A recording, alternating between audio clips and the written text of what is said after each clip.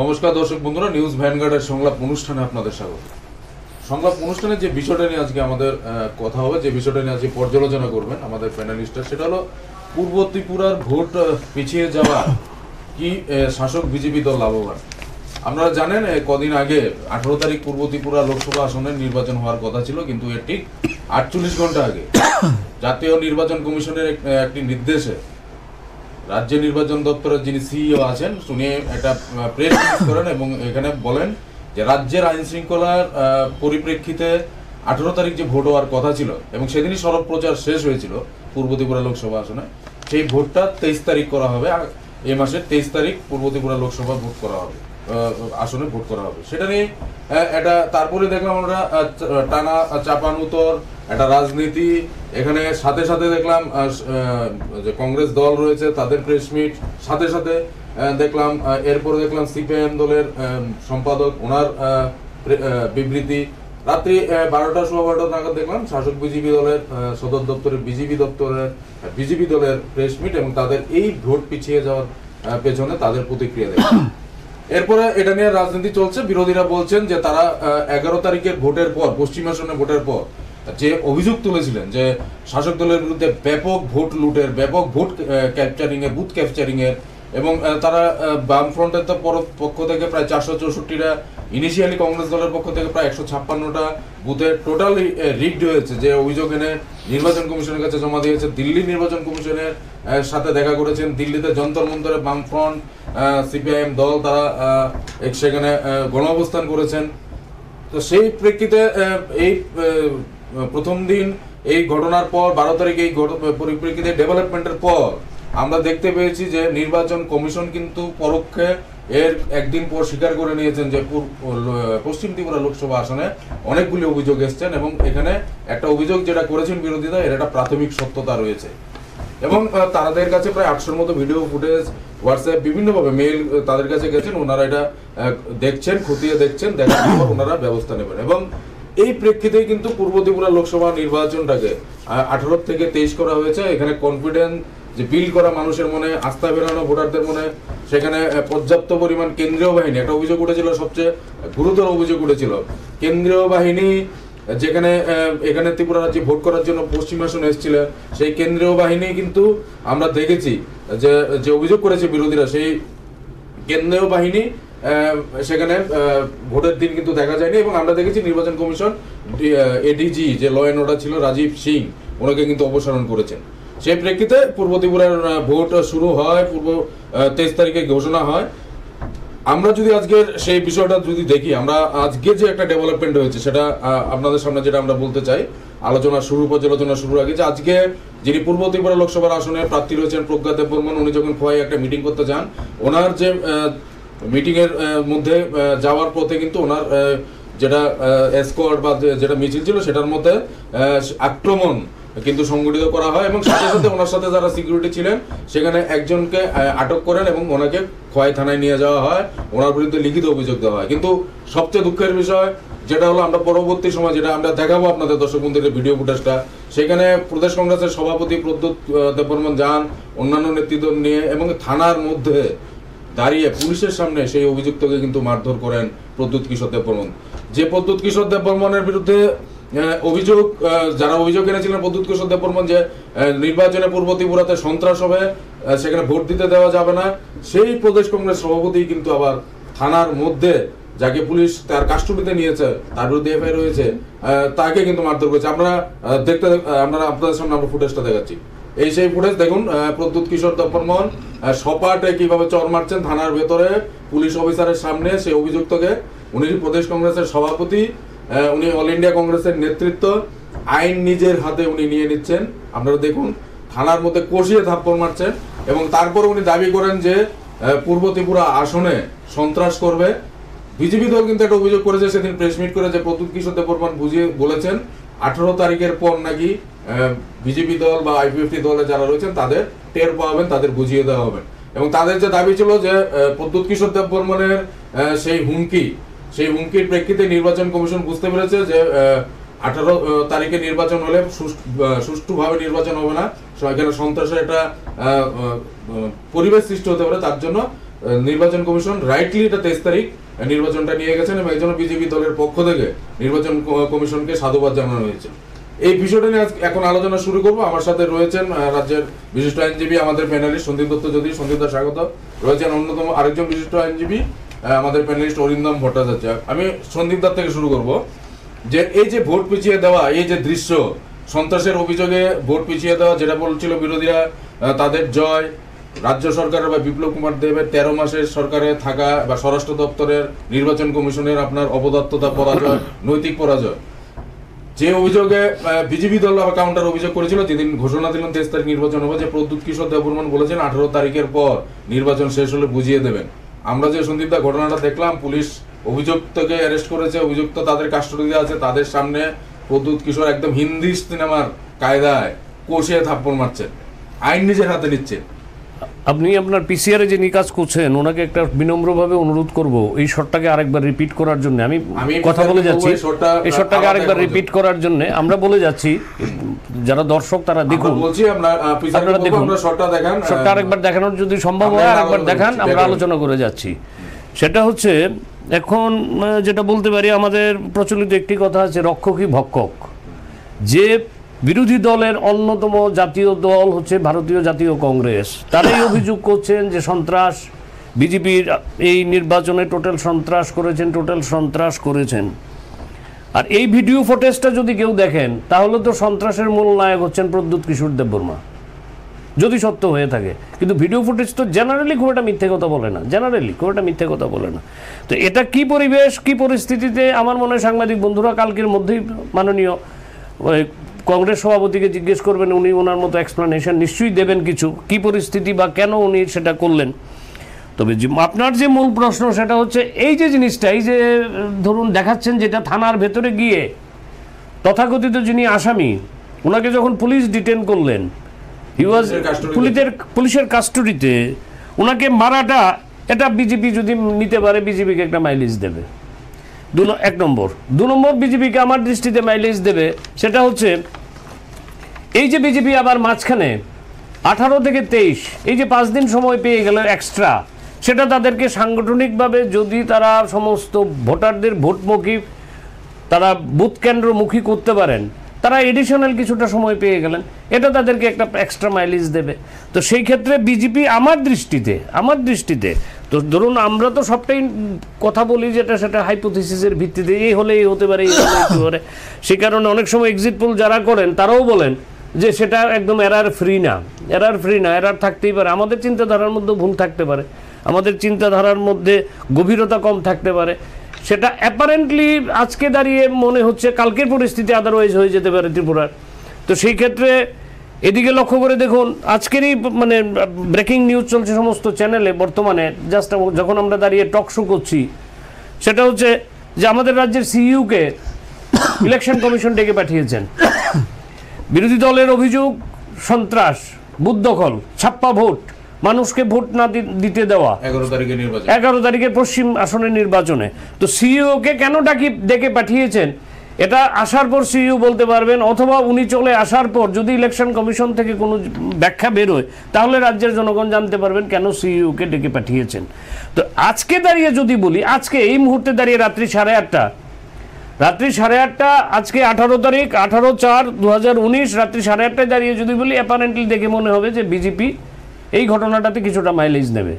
Naturally পরপর তাদের extra bonus পেয়ে গেলেন প্রদ্যুতের ঘটনাটায়, খোয়াই সাব ডিভিশনে প্রদ্যুতের ঘটনাটায় তারা একটা মাইলেজ নিয়ে চলে যাবেন। তারা বলবেন যে দেখো সন্ত্রাসে যারা অভিযোগ করছেন তাদের যে মূল নায়ক, যারা অভিযোগ করছেন তাদের মধ্যে যিনি পুরোধা ব্যক্তিত্ব প্রদ্যুৎ কিশোর মাণিক্য বাহাদুর, উনি যদি থানার মধ্যে এসে আইন যদি উনি ওনার নিজের হাতে নেন, তাহলে নির্বাচনটা কি করে স্বচ্ছ এবং সঠিক এবং মানুষের ভোটাধিকারের প্রকৃত প্রতিফলন ব্যালট ভোট বাক্সে কি করে পড়বে, এই প্রশ্নটা তো বিজেপি তুলতেই পারে। এবং বিজেপি যদি তুলে সেটা সাংগঠনিকভাবে তারা ভোটমুখী করে নিতে পারে, বুথমুখী,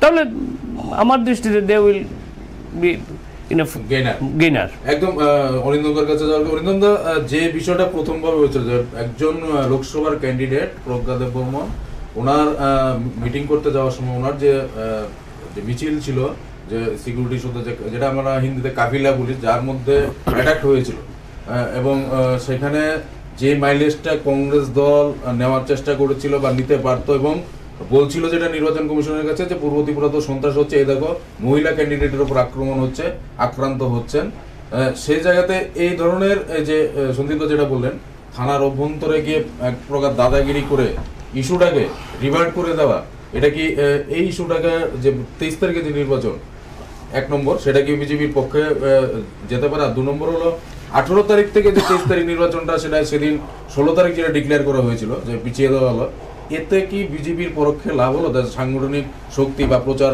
আরো ভেতরে আরো গ্রামে গঞ্জে বুথ ওয়াইজ নিয়ে যাওয়ার ক্ষেত্রে? দেখো, একটা কথা আমি জানি না তোমরা কিভাবে ব্যাখ্যা করছো বা কী ভাবছো।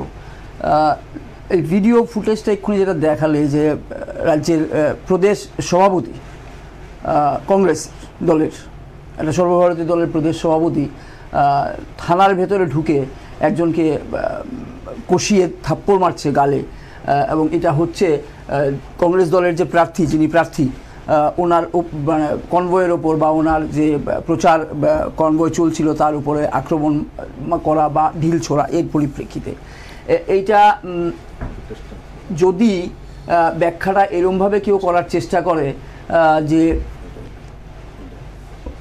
প্রদ্যোৎ কিশোর মাণিক্য বাহাদুর এই বিষয়টা না বুঝেই উত্তেজনার বশে করেছেন বা এইটা করার ফলে বিজেপি একটা মাইলেজ নিয়ে যাবে, তাহলে আমার মনে হয় এইটা ঠিক ব্যাখ্যা হবে না।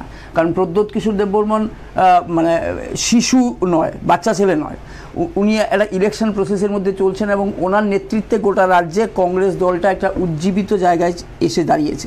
এখন এই পরিস্থিতিতে এইরকম একটা ঘটনা যখন ঘটছে, আমরা দেখছি বারবারই, দর্শক বন্ধুরাও দেখতে পাচ্ছেন যে কীরকমভাবে দাঁড়িয়ে কী পশ্চারে থাপ্পড়টা কষাচ্ছে। এখন প্রশ্ন হচ্ছে এটা কেন? অ্যাটলিস্ট আমার ব্যাখ্যায় যেটা, সেটা হচ্ছে এর একটা প্রেক্ষাপট রয়েছে। শুধু খোয়াই বলেই বলছি না, ইনসিডেন্টালি খোয়াই হয়েছে বলে এটা হয়তো আরও বেশি সম্পৃক্ত হয়ে যায়। 5 জন বিজেপি সমর্থককে 12 দিনের জন্য জেল হাজতে পাঠানো হয়েছে। শুধুমাত্র 18 তারিখের যে নির্বাচনটা হওয়ার কথা ছিল তার আগের দিন খোয়াইয়ের একটি এলাকায় বিজেপির মণ্ডল সভাপতির নেতৃত্বে হুমকি ধমকি মারধরের ঘটনা ঘটেছে, এবং এরা যে গাড়ি নিয়ে এসেছিল সেই গাড়ি ডিটেইন করা হয়েছে। নট অনলি দ্যাট, তারা পুলিশকে পর্যন্ত, যখন পুলিশ ডিটেইন করতে গেছে গাড়ির নাম্বারটা পেয়ে, যারা মার খেয়েছেন তারা যখন অভিযোগ জানিয়েছেন, তারা সেই গাড়ি যখন ডিটেইন করতে গেছেন তখন পুলিশের সাব ইন্সপেক্টরকেও মারধর করেছে। এরই পরিপ্রেক্ষিতে সবার সহযোগিতা নিয়ে এদের 5 জনকেই অ্যারেস্ট করা হয়েছে এবং আদালতে সোপর্দ করা হয়েছে এবং তাদেরকে 12 দিনের জন্য জেল হাজতে প্রেরণ করা হয়েছে। এখন প্রশ্ন হচ্ছে যে এইটার সঙ্গে এটার কি সম্পর্ক? সম্পর্কটা এই জায়গায় যে প্রদ্যোৎ কিশোরের নেতৃত্বে কংগ্রেস দলটা আজকে এই নির্বাচনের মানে চলাকালীন পর্যায়ে একটা উজ্জীবিত জায়গায় এসছে, একটা পালে হাওয়া লেগেছে, এইটাকে ধরে রাখতে গেলে পরে বিজেপির যে হাই হ্যান্ডেডনেস, মাসেল ফ্লেক্সিংয়ের যে জায়গাটা একদিন ধরে গোটা রাজ্যে চলছে, এই জায়গাটাকে কাউন্টার করার জন্য এটা প্রয়োজন ছিল। তার কর্মী বাহিনীকে, তার কর্মী সমর্থক যারা ভোটার রয়েছে তাদেরকে উজ্জীবিত করার জন্য, তাদেরকে সাহস জোগানোর জন্য এটা করা ছাড়া প্রদ্যোৎ কিশোরের আর কোনো রাস্তা ছিল। আমার ধারণা প্রদ্যোৎ কিশোরের এই যে ভূমিকাটা উনি নিয়েছেন সেটা হচ্ছে একমাত্র, উনি বেরিয়ে পরে কি ব্যাখ্যা দেবেন জনগণের সামনে কি বলবেন সেটা আমি জানি না, কিন্তু আমার ধারণা এইটা ওনার হচ্ছে একদম বুস্ট আপ করার জন্য একটা প্রাথমিক একটা পর্যায়ে উনি দেখালেন যে আই টু আই দেখতে চাই আমরা। বিজেপি সরকারে আছে বলে আমরা হাত গুটিয়ে বসে থাকবো, আমরা চুরি পরে বসে থাকবো, এরকম কোনো পরিস্থিতি এখনও তো রাজ্যে তৈরি হয়নি। We are also prepared. কারণ বামফ্রন্টও কিছুদিন আগে বলেছে, নেতৃত্বরা বলেছে যে আমরা এবার কিন্তু প্রতিবাদ করব না, শুধু প্রতিরোধ করবো, প্রতিশোধের ভোট দিতে যাব আমরা। এবং কংগ্রেসও বলার চেষ্টা করেছে দরকার হয় লাঠি নিয়ে যাব। তো এই যে বাকের যে বাকযুদ্ধ যেটা চলছে, সেই বাকযুদ্ধটাকে এবার সরাসরি হাতে, মানে হাত থাকতে মুখ কেন, তা হাতের প্রয়োগটাই করে দেখিয়ে দিলেন প্রদ্যোৎবাবু। এবং আমার ধারণা এটা ওনার ব্যক্তিগতভাবে উনি যেটা করতে চেয়েছেন সেটা হচ্ছে sending a message to his own people. ওনার কর্মী বাহিনীকে এইটা বোঝাতে চেয়েছে যে ভয় পাওয়ার কিছু নেই, আমরা আছি, নেতৃত্ব রয়েছে, তোমাদের এইটা নিয়ে বিন্দুমাত্র চিন্তা করতে হবে। এবার তুমি যে কথাটা বলতে চাইছো যে এই 18 তারিখের ভোটটা 23 তারিখে নিয়ে যাওয়ার পেছনে বা নিয়ে যাওয়ার ফলে বিজেপির কিছু একটা মানে অ্যাডভান্টেজের জায়গায় আসছে কিনা, বা আজকে সংলাপের যে বিষয়বস্তু আলোচনার, এই ক্ষেত্রে যেটা বলতে হয় যে তোমার এটা মজার ব্যাপার হয়েছে। এবার এই ভোটটা পিছিয়ে দেওয়ার সঙ্গে সঙ্গে তুমি সঠিকভাবেই বলেছো, ভোটটা যেদিন পিছিয়ে দেওয়া হলো সেটা একটু বেশি রাত্রিরেই ভোট এই ঘোষণাটা হয়েছে। আমাদের সিইওর তরফ থেকে ঘোষণাটা এসছে, কেন্দ্রীয় নির্বাচন কমিশন যে নোটটা পাঠিয়েছেন তার যেটা সাংবাদিক সম্মেলন ওনারা নিয়ে এসছেন, সিইও নিয়ে এসছেন, স্টেট ইলেকশন অফিসার নিয়ে এসছেন, সেটা একটু বেশি রাতের দিকেই হয়েছে। কিন্তু তারপরেই দেখা গেল তড়িঘড়ি সমস্ত রাজনৈতিক দল একমাত্র আইপিএফটি ছাড়া তাদের প্রতিক্রিয়া ব্যক্ত করেছে, এবং সর্বশেষ যারা ব্যক্ত করেছে সেটা হচ্ছে বিজেপি দল, এবং তারা সময় নিয়েছে বেশ খানিকটা, প্রায় ঘন্টা 1.5-2 ঘন্টা সময় নিয়েছে এই তাদের প্রতিক্রিয়াটা জানানোর জন্য। কিন্তু যেটা মজার ব্যাপার সেটা হচ্ছে প্রতিটা দলই ইনক্লুডিং বিজেপি এই যে ঘটনাটা হয়েছে বা এই যে ভোট পিছিয়ে দেওয়ার যে মানে ঘোষণাটা হয়েছে এইটাকে স্বাগত জানিয়েছে যে যার মতন করে। সিপিআইএমের তরফ থেকে বিবৃতিতে বলা হয়েছে আমরা যে অভিযোগগুলো করছিলাম সেই অভিযোগগুলোর যথার্থতা প্রমাণিত হয়েছে। কংগ্রেস দল বলছে যে সন্ত্রাসের যে পরিবেশটা তৈরি করার চেষ্টা হয়েছিল সেইটাকে মান্যতা দিয়েছে, আমরা যে অভিযোগগুলো করেছিলাম সেই অভিযোগগুলোকে মান্যতা দিয়েছে নির্বাচন কমিশন এবং এটা পিছিয়ে দিয়েছে। বিজেপি যেটা বলার চেষ্টা করছে, কিন্তু সেটা এখন প্রথম সেদিন রাত্রিবেলা বলার চেষ্টা করছিল যে সিপিএম এবং কংগ্রেস মিলে রাজ্যে একটা সন্ত্রাসের পরিবেশ এবং তোমার একটা দাঙ্গার পরিবেশ তৈরি করার চেষ্টা করছিল। এইটা আমরা সিইওকে জানিয়েছিলাম বা নির্বাচন কমিশনকে জানিয়েছিলাম, আমরা চিফ ইলেকশন অফিসার ত্রিপুরা রাজ্যের ওনাকে জানিয়েছিলাম, এবং আমাদের বক্তব্য হচ্ছে এর পরিপ্রেক্ষিতেই এই ভোট পিছিয়ে দেওয়ার কাজটা হয়েছে এবং আমরা এটাকে স্বাগত জানাই। কিন্তু তারা একসঙ্গে যেটা দাবি করেছে সেটা হচ্ছে এই যে ভোট পিছিয়ে দেওয়া হলো, 5 দিন পিছিয়ে দেওয়া হলো, সেই 5 দিন পিছিয়ে দেওয়ার ফলে ওদের যে নতুন করে যে 5 দিনের প্রচার, এই প্রচারের যে খরচা, এই খরচাটা কোথা থেকে আসবে বা এই খরচাটার অ্যাডজাস্টমেন্টটা কি করে হবে? এটা কি ইলেকশন কমিশন কি বিজেপি দলের প্রার্থীকে খরচার বহরটা বাড়ানোর জন্য, এক্সটেন্ড করার জন্য অনুমতি দেবেন কিনা? এটা কিন্তু বারবার করেই বিজেপি দলের তরফ থেকে সেদিনের সাংবাদিক সম্মেলনে নিয়ে আসার চেষ্টা করছিল। এবং আজকে আমরা যেটা জানতে পারলাম সংবাদ মাধ্যমে সেটা হচ্ছে যে পূর্ব ত্রিপুরা আসনে বিজেপি প্রার্থী অলরেডি একটা নোটিশ খেয়েছেন যে তোমার যে লিমিট ছিল প্রচারের পেছনে যে খরচা করার লিমিট ছিল সেটা তুমি ক্রস করে গেছো। তো এই দুটোকে যদি তুমি রিলেট করো তাহলে যেটা দাঁড়াচ্ছে সেটা হচ্ছে বিজেপি কিন্তু সেদিনই মাথায় নিয়ে নিয়েছিল যে already notice has been issued. তো এরপরে আরও 5 দিন যখন চলবে তখন এটা কোথা থেকে আসবে? চালাতে তো হবেই, বিজেপি তো আর হাত গুটিয়ে বসে থাকতে পারবে না, অন্য রাজনৈতিক দলগুলো যদি চালায় ওদেরকেও চালাতে হবে। ইন দ্যাট কেস তারা কিন্তু একটা ডিসঅ্যাডভান্টেজিয়াস পজিশনে পড়ে যাবে। ভবিষ্যতে এর যখন হিসাব নিকাশ হবে তখন কিন্তু নির্বাচন দপ্তরের তরফ থেকে কিন্তু এইটা মানে যথেষ্ট গুরুত্ব সহকারে বিবেচনার মধ্যে নেবে ওরা, এবং এইটা নিয়ে বিজেপি একটু মাথা ব্যথার কারণ থাকতে পারে। ডিসঅ্যাডভান্টেজটা প্রচারটাকে নিয়ে যাওয়ার ক্ষেত্রে এই জায়গাটা থাকতে পারে। এখন সেটা যতই থাকুক না কেন বিজেপি এই জায়গাটায় হাত গুটিয়ে কখনোই বসে থাকবে না, বরং প্রচারে নিয়ে যাবেন।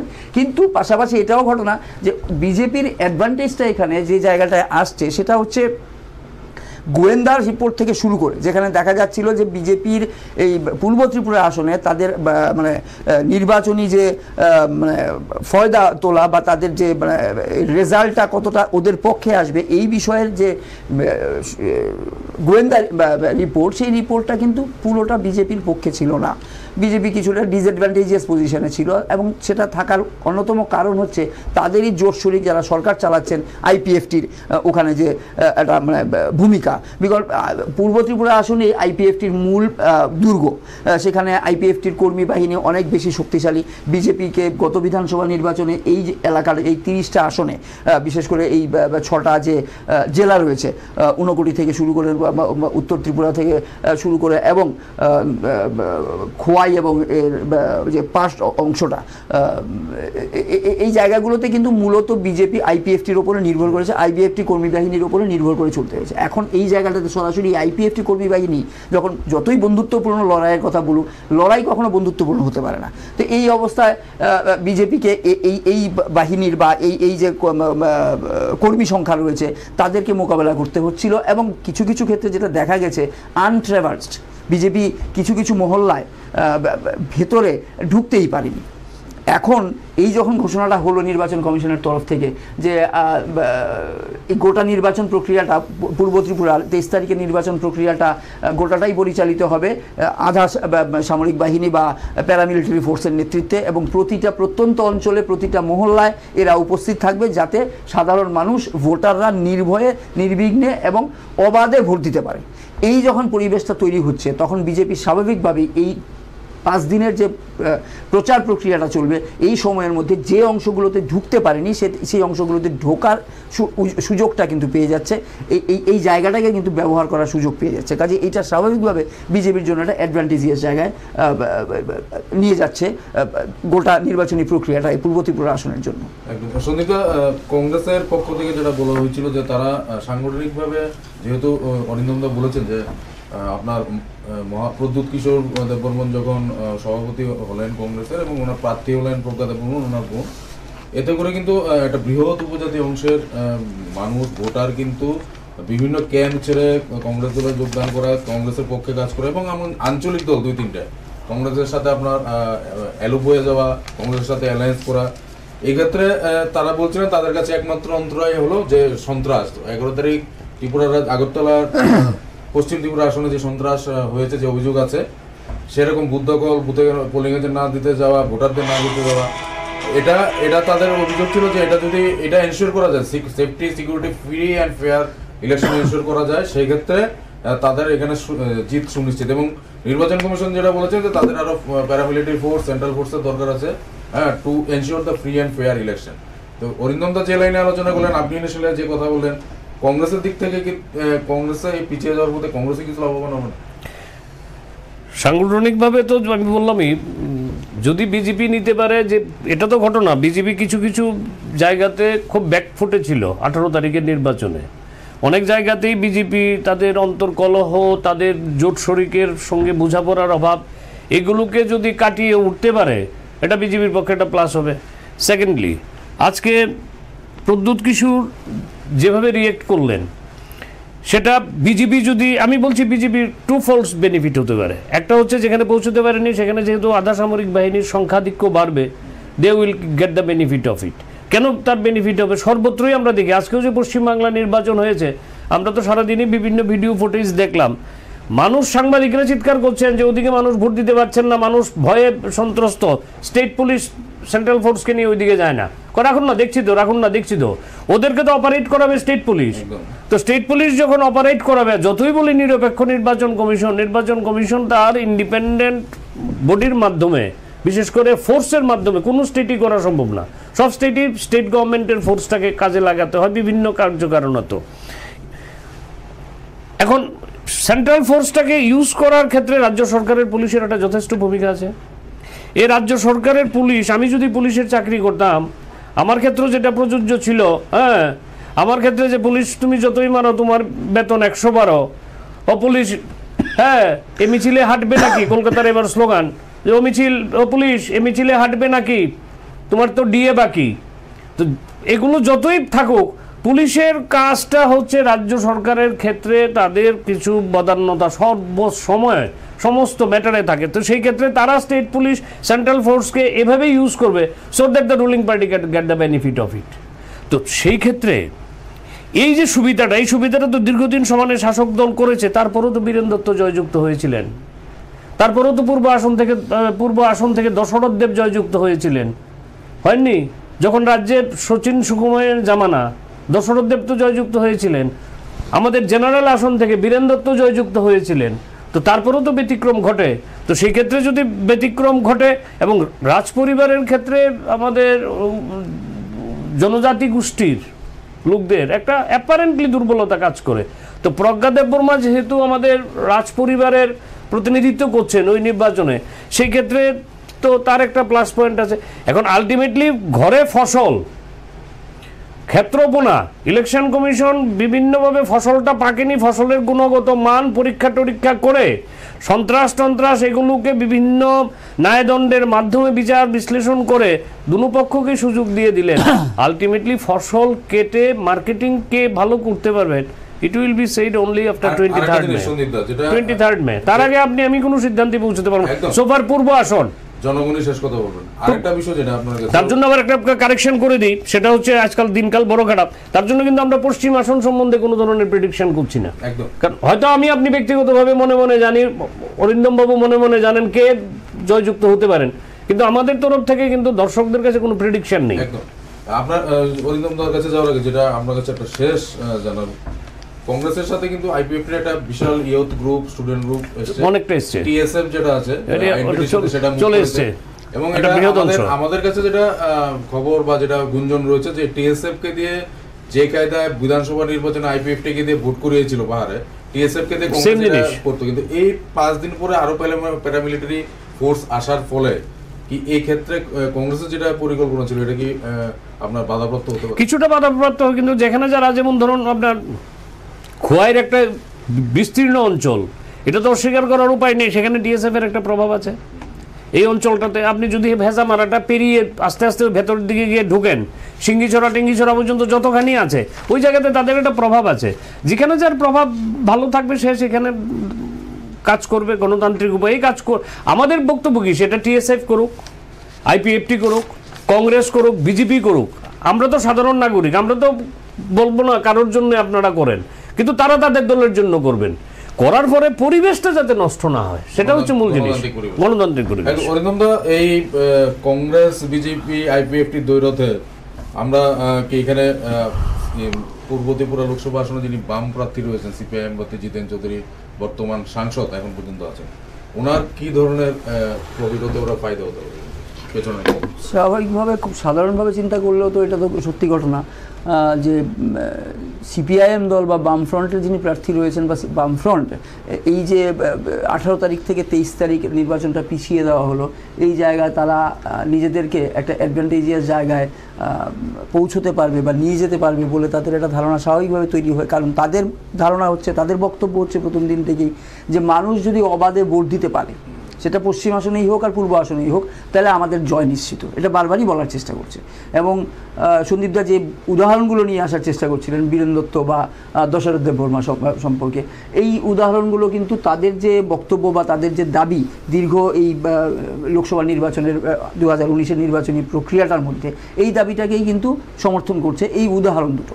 তো ইন দ্যাট কেস এই 18 থেকে 23-এ পিছিয়ে দেওয়ার ফলে, এবং বিশেষ করে প্যারামিলিটারি ফোর্সের ওখানে ডিপ্লয়মেন্ট, যদিও ডিপ্লয়মেন্ট এখনও হয়নি, অলরেডি কংগ্রেসের সহসভাপতির তরফ থেকে বা কংগ্রেস দলের তরফ থেকে একটা অভিযোগ উঠেছে যে এডিজিকে সরিয়ে দিয়ে নতুন আরেকজন এডিজির দায়িত্ব দেওয়া হয়েছে আইন শৃঙ্খলা রক্ষার জন্য বা প্যারামিলিটারি ফোর্সকে নিয়ন্ত্রণ করার জন্য, সেই ভদ্রলোক নাকি দীর্ঘদিন আগে থেকেই বিজেপির নেতৃত্বের সঙ্গে ওতপ্রোতভাবে জড়িত বা আরএসএস এর সংগঠনের খুব কাছাকাছির লোক বা একটা বন্ধুত্বপূর্ণ সম্পর্ক রয়েছে, এরকম একটা অভিযোগ অলরেডি তারা নির্বাচন কমিশনের কাছে পৌঁছে দিয়েছে। তা এখন ওই ভদ্রলোকের নেতৃত্বে যদি নির্বাচনটা বা প্যারামিলিটারি ফোর্সের ডিপ্লয়মেন্টটা হয়, সেটা নিয়ে আবার একটা সংশয় তৈরি হওয়ার একটা সুযোগ জায়গা রয়ে গেছে। আদৌ উনি সেই এই যে ওনার সম্পর্কে যে বক্তব্যটা রাখা হচ্ছে, সেইটার সঙ্গে আদৌ উনি কতটা যুক্ত, উনি কতটা এদের সঙ্গে আসক্ত, সেটা নিয়ে একটা প্রশ্ন থেকে যাচ্ছে। কাজে এই জায়গাটাতে ডামাডোল থাকছে। কিন্তু তারপরেও সিপিআইএম দলের বা বামফ্রন্টের এই আশা বা একটা মানে তৈরি হচ্ছে, একটা ভরসার জায়গায় তৈরি হচ্ছে যে আমরা এখন অবধি বিজেপির মতন সিপিএমও কিন্তু যেহেতু সংগঠনের একটা শক্তি ছিল, জিএমপি ছিল, কিন্তু বেশ কিছুদিন ধরে ইরোশনের ফলে 2018 নির্বাচনের আগে থেকেই আমরা দেখতে পাচ্ছিলাম যে এখানে একটা এই যে শক্তিটা, জিএমপির যে শক্তিটা, গণমুক্তি পরিষদের যে মানে বেইসটা, এটা কিছুটা ইরোডেড হয়ে গেছে। আর ইরোডেড হয়েছে বলেই তো আইএনপিটি আর আইপিএফটির মতন সংগঠনগুলো তৈরি হতে পেরেছে বা এদের অতটা ফুলে ফেপে ওঠা। তো এই যে সেটব্যাকটা, এই সেটব্যাকটাকে কাটিয়ে ওঠার জন্য 5টা দিন তাদের কাছে ভালো সুবিধা হয়ে গেল। এবং তারা যখন এই সিকিউরিটিটা পাচ্ছে, যদিও এখন অবধি ডিপ্লয়মেন্ট হয়নি, আসছে, তা আসছে করতে করতে কবে আসবে, আর সেই কটা দিনের মধ্যে, 2 দিন বা 3 দিনের মধ্যে কতটা জিতেনবাবুর এই প্রার্থী হওয়ার পর প্রচারটা আরেকটু মানে ইন্টেন্সিভ এই পূর্ব আসনে নিয়ে যেতে পারবে, যে জায়গাগুলো এখনও আনট্রোডেন রয়ে গেছে সেই জায়গাগুলো কতটা নিয়ে যেতে পারবে, এইটার উপর নির্ভর করবে হচ্ছে তাদের মানে পোল প্রসপেক্টটা কতটা তাদের পক্ষে থাকবে। কাজে স্বাভাবিকভাবে এখানে এখনও কিন্তু কিছু জ্যোতি কিন্তু জায়গা রয়ে গেছে। সন্দীপ দা, লেফটের প্রার্থীর ক্ষেত্রে যেটা অরিন্দম দা বললেন, লেফটের প্রার্থী জিতেনবাবু কতটুকু এই ভোট পেছনে করে প্রফিটেবল বা লাভবান হতে পারেন রাজনৈতিকভাবে বা ভোটের? আমার বন্ধু জিতেনকে বলেন এই পূর্ব আসনে এখন খালি চেয়ারগুলো গুনতে, সে আমার ছোটোবেলার বন্ধু, হ্যাঁ, তার সঙ্গে আমার নির্বাচনী প্রক্রিয়া দেখা হয়নি, ও খালি চেয়ারগুলো, আমি তার মিটিংয়ে কেবল দেখি খালি চেয়ার, প্রচুর খালি চেয়ার, এগুলোই বলবে পায়নি। শুনুন, আপনি একটা কথা বলুন তো, আমাদের রাজ্যে কেবল এগুলো হয়, আপনি অন্যান্য স্টেটগুলিতে রুলিং পার্টি একটা, বিরোধী দলের এরা ধারাবাহিকভাবে দীর্ঘদিন সমানে জয়যুক্ত হয়ে যাচ্ছেন। এমএলএই বলুন, লোকসভার সদস্যই বলুন, ওরা কি করে জয়যুক্ত হয়? মাটির সঙ্গে যদি যোগাযোগ না থাকে, আপনি বলুন তো বীরেন দত্ত, দশরথ দেব মানুষকে কি দিতে পেরেছিলেন যখন সচিন, আমার ত্রিপুরা রাজ্যের প্রেক্ষাপটে যখন সচিন সুকুমার সেনের একচ্ছত্র জামানা চলছিল, মানুষকে কি দিতে পেরেছিলেন? কটা চাকরি দিতে পেরেছিলেন? কটা 7 পে কমিশনের বক্তব্য রাখছিলেন?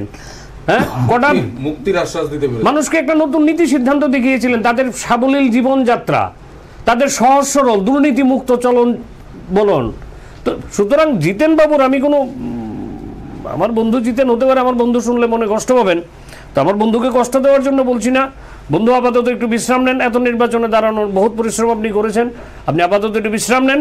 তবে এবারের নির্বাচনে যেটা আমার দৃষ্টিতে, এবারে পার্টিকুলার নির্বাচনে পূর্ব আসনে এবং পশ্চিম আসনে বিজেপিকেও কিন্তু 1 বছরের সরকার করেছে ওরা, 1 বছর পরে তাদেরকেও কিন্তু ভাবতে হবে। আমার দৃষ্টিতে কংগ্রেস কিন্তু তার প্রাসঙ্গিকতা ফিরে পাবে, সেটাই বিজেপিকে ভাবার প্রয়োজন। বিজেপিকে ভাবতে হবে হঠাৎ করে দীর্ঘদিন বাদে, যেখানে পূর্ব আসনগুলোতে কোনোদিনই মানে কংগ্রেস সম্বন্ধে কেউ, রুলিং পার্টি সিপিআইএম ভাবতেন না, বামফ্রন্ট ভাবতেন না, জেনারেল আসনও ভাবতেন না।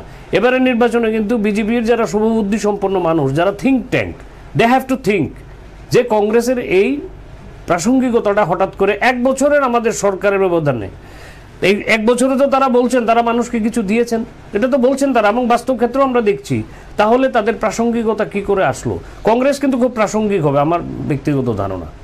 অরিন্দম দা, পূর্ব ত্রিপুরা আসনে যেটা আমাদের সন্দীপ দা বললেন যে খুবই প্রাসঙ্গিক কথা একটা বললেন, যে কংগ্রেসে কিন্তু সেখানে আমরা কোনোদিনই সেখানে সেই অর্থে অ্যাজ ইফ কগনিজেন্সে নেওয়া হতো না, কিন্তু এবার প্রথম দেখা যাচ্ছে যে একদম নেক টু নেক ফাইট যদি হয়, কংগ্রেস একটা প্রবল পরিক্রমাশালী একটা দল হিসেবে শাসক দলের কাছে কিন্তু সামনে এসে দাঁড়িয়েছে।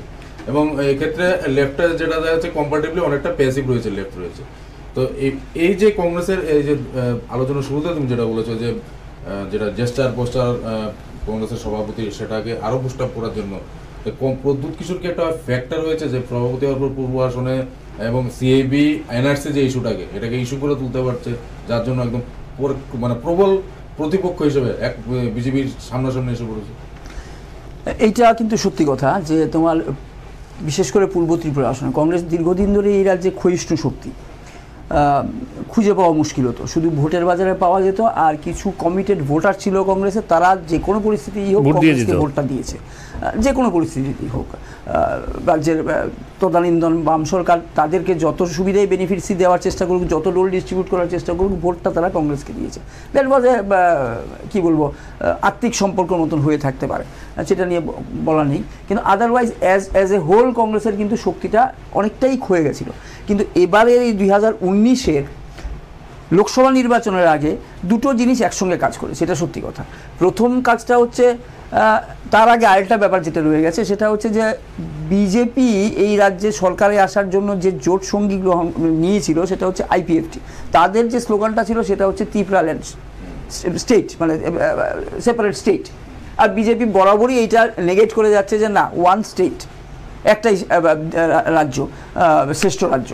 তো এই জায়গাটাতে প্রথম দিন থেকে একটা কনফ্লিক্ট ছিল, কিন্তু তারপরেও সাধারণ ভোটারদেরকে পূর্ব আসনের মধ্যে যে 30টা বিধানসভা বা আসন রয়েছে সেই ভোটারদেরকে, বিশেষ করে উপজাতি ভোটারদেরকে এই স্বপ্নটা দেখানোর ক্ষেত্রে আইপিএফটির একটা ভূমিকা ছিল। আইপিএফটি সেই জায়গাটা নিয়েছে এবং আলটিমেটলি এটার ফসলটা দুই দলই নিয়ে ঘরে তুলতে পেরেছে। কিন্তু আলটিমেটলি বিধানসভা নির্বাচনের পর সরকার গঠন করার পরে এই জায়গাটা দেখে কিন্তু আইপিএফটি ব্যাকফুটে চলে গেল, কারণ আইপিএফটি দেখছিল যে বিজেপি বা বড় শরিক তারা কিন্তু এই ত্রিপুরা ল্যান্ড বা ত্রিপুরা স্টেট, সেপারেট স্টেট করার ক্ষেত্রে যে ভূমিকা বা পদক্ষেপগুলো গ্রহণ করার কথা, সেগুলোর ক্ষেত্রে একটু গড়িমসি করছে, বিছিয়ে আছে বা ঠিক রাজি হচ্ছে না।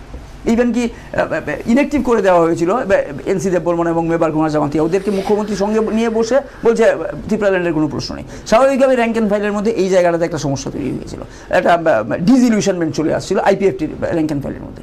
এইটাকে আরেকটু বেশি পরিমাণে গৃতাহুতি দিয়েছে হচ্ছে এই এনআরসি এবং সিএবি। এই দুটোর সংমিশ্রণের একদম জ্বলন্ত উদাহরণটা আমরা পেলাম সেদিন মাধববাড়ির ঘটনায়, এবং সেখানে মাধববাড়ির ঘটনায় রাজ্যের শাসক দল নেতৃত্বে যে প্রশাসন গিয়ে গুলি চালিয়ে দিল, এইটাকে আরও বেশি রকমভাবে ইগনাইট করে দিল এই যে রিফটটা ছিল।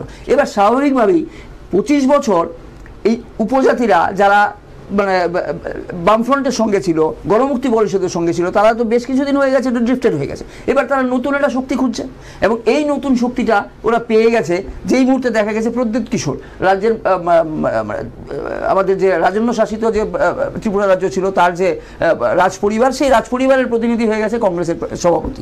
স্বাভাবিকভাবে এখানে একটা নতুন একটা আশার জায়গা তৈরি হয়েছে, নতুন একটা মানে কি বলবো একটা ডাইমেনশন চলে এসছে। স্বাভাবিকভাবে কংগ্রেস এই জায়গাটাকে নিতে পেরেছে এবং প্রদ্যুৎ যেটা বলার চেষ্টা করেছে, মহারাজা মাননীয় প্রদ্যুৎ কিশোর যেটা বলার চেষ্টা করেছে যে আমার এখন পার্টি বুঝি না, আগে যেটা বুঝি জাতি, আমরা এনআরসিএ বা সিএবি যদি লাগু হয় তাহলে আমরা এখানে আরও মাইনরিটি হয়ে যাব, আমাদের ক্ষেত্রে এটা আরও সমস্যা তৈরি হয়ে যাবে। কাজে আমাদের নিজেদের অস্তিত্ব বজায় রাখার জন্য আমাদেরকে এক জায়গায় আসতে হবে। ওই যে ত্রিপুরাল্যান্ডের সেন্টিমেন্টটা যেটা বিধানসভা নির্বাচনের আগে কাজ করে হয়েছিল, এবার কিন্তু সিএবি দিয়ে সেই সেন্টিমেন্টটাকে, সেই স্রোতটাকেই কিন্তু কংগ্রেস তার নিজের পক্ষে নিয়ে এসেছে এবং এই জায়গায় আজকে লোকসভা নির্বাচনের সময় কিন্তু এই প্রেক্ষাপটটাই মূলত কাজ করছে, যার জন্য আমরা এখন দেখতে পাচ্ছি যদিও বাম ফ্রন্ট যেটা দাবি করছে বা সিপিএম যেটা দাবি করছে যে ওই তাদের ভোট ব্যাংকটা আনইরোডে রয়েছে, সুরক্ষিতই আছে, যদি শুধুমাত্র ভোটটা অবাধে যদি দিতে পারে। হ্যাঁ, কিছু সময়ের জন্য হয়তো বিভ্রান্ত হয়ে গেছিল বিধানসভা নির্বাচনের সময় তাদের র্যাঙ্ক অ্যান্ড ফাইল বা তাদের যারা সমর্থকরা রয়েছে, কিন্তু তারা 1 বছরের অভিজ্ঞতায় বুঝে নিয়েছে যে এটা গোটাটাই হচ্ছে একটা অলিক স্বপ্ন দেখানো হয়েছিল, জুমলাবাজি হয়েছিল, কাজে ওরা আবার নিজেদের জায়গায় ফিরে এসেছে। এটা হচ্ছে সিপিএমের বা বামফ্রন্ট এর সাংগঠনিক যে নেতৃত্ব রয়েছে তাদের এটা ধারণা। কিন্তু হাওয়াটা আমরা দেখতে পাচ্ছি যে প্রচারের জায়গাটা ইন্টেন্সিটি বা সন্দীপদা যেটা বলার চেষ্টা করেছিল চেয়ারগুলো ফাঁকা, এটা তো ঘটনা, চেয়ারগুলো ফাঁকাই ছিল, বেশ কিছু নির্বাচনী সভার যে ছবি আমরা পেয়েছি, কিন্তু তাতে করেও কিন্তু সিপিআইএম দমে যায়নি। কিন্তু এই চিত্রটা আজকে আমাদের কাছে এসছে যে গোটা রাজ্যে এখন কংগ্রেস একটা জায়গায় এসছে, বিশেষ করে পূর্ব ত্রিপুরা আসনে যথেষ্ট বড় সভা করতে পারছে, র্যালিগুলো যেটা কংগ্রেসের কাছ থেকে আশাই করা যায়নি, কোনোদিন আমরা দীর্ঘদিন ধরে ভাবতে পারিনি, সেই র্যালিগুলো বড় হচ্ছে, একটা স্রোত তৈরি হয়েছে, মানুষের একটা স্বতঃস্ফূর্ত অংশগ্রহণ, উপজাতি অংশের মানুষের একটা স্বতঃস্ফূর্ত অংশগ্রহণ দেখা যাচ্ছে। স্বাভাবিকভাবে এই জায়গাটাতে কংগ্রেস একটা অ্যাডভান্টেজিয়াস পজিশনে এসেছে বটেই। একদম। দর্শক বন্ধুরা, আমাদের হাতের সময় শেষ। আজকে সংলাপ অনুষ্ঠানে যে বিষয়টা আমরা পর্যালোচনা করলাম, আমাদের প্যানেলিস্টটা করলেন, সেটা হলো পূর্ব ত্রিপুরার ভোট পিছিয়ে যাওয়া কি শাসক দল বিজেপি লাভবান। আমাদের সন্দীপদা এবং বিস্তারিত আলোচনা করেছেন, আমরাও একটু আলোকপাত করার চেষ্টা করেছি এবং সন্দীপদা যেটা বলেছিলেন যে আসলে সব কথা আমরা কোনো প্রেডিকশন কোনো কিছু করছি না, পশ্চিম ত্রিপুরা নিয়ে আমরা কোনো আলোচনাই করিনি, শুধু পূর্ব ত্রিপুরা বিজেপির বা বিভিন্ন রাজনৈতিক দলগুলির কি অবস্থান হতে পারে, কতটুকু 5 দিন পিছিয়ে যাওয়ার ফলে অ্যাডভান্টেজ পেতে পারে, রাজনীতিগতভাবে অ্যাডভান্টেজ পেতে পারে এবং 23 তারিখে তার নির্বাচনে কি একটা ফলাফল হতে পারে সেটা একটা সম্মুখ আলোচনা করছে, একটা অ্যানালাইসিস বিশ্লেষণ করা হলো, একটা অ্যানালাইটিক্যাল একটা আলোচনা করা হয়েছে। এখানে প্রেডিকশন কোনো না, এটা কোনো আপনার ওপিনিয়ন পোল বা এক্সিট পোলের কোনো বিষয় না। আমরা যেটা আমাদের আলোচনা যেটা উঠে এসছে, ডেফিনেটলি পূর্ব ত্রিপুরা আসনে শাসক দলকে একদম কাটেকে টাক্কার যেটা আমরা বলি সেটা দেওয়ার জন্য কিন্তু কংগ্রেস দল নতুন করে প্রদ্যুৎ কিশোর দেববর্মন পিসিসি সভাপতি ওনার নেতৃত্বে কিন্তু সেখানে উঠে এসছে এবং অরিন্দম দা যেটা বললেন যে লেফট দল বা সিপিআইএম দলের পক্ষ থেকে যেটা দাবি করেছে তাদের যে ক্ষয়িষ্ণু শক্তি ছিল পাহাড়ে, সেটা যেটা আইপিএফটির দিকে অধিকাংশ চলে গিয়েছিল, সেটা কিন্তু এই 1 বছর 2 মাসের পরে ত্রিপুরাল্যান্ডের স্লোগান যখন আস্তে আস্তে করে যখন স্তীমিত হয়ে যাচ্ছে, যখন এনআরসি সিএবি ইস্যু হয়ে উঠছে, তখন কিন্তু তারা আবার রিগেইন করছে, এটা তাদের দাবি রয়েছে। আমরা দেখবো সেটা 23 তারিখ ভোট হবে, আগামী মাসের 23 তারিখ সেটা প্রতিফলন ঘটবে, মানুষ কি চেয়েছে, মানুষের কথাটাই সেটা শেষ হবে, মানুষের মতামত সেটা দেখা যাবে আগামী মাসের 23 তারিখ। যে রেজাল্ট যখন বেরোবে তখন আমরা দেখতে পারবো যে মানুষ